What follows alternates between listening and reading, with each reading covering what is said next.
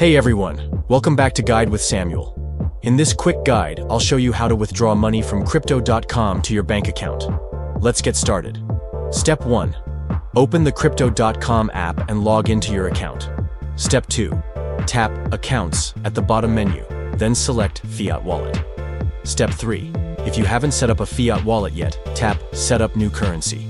Choose your currency, like USD or EUR, and link your bank account by entering the required details. Step 4. Once your fiat wallet is ready, tap Withdraw inside the wallet section. Step 5. Choose your linked bank account, enter the withdrawal amount, and tap Withdraw. Step 6. Review the details, then confirm the transaction. You may need to complete 2FA verification. Step 7. That's it. Your money will arrive in your bank account within 1 to 3 business days, depending on your country and bank. Note: make sure your bank supports fiat withdrawals, and that your name matches on both platforms. If this helped, give it a thumbs up, and subscribe to Guide with Samuel for more finance tutorials. Thanks for watching.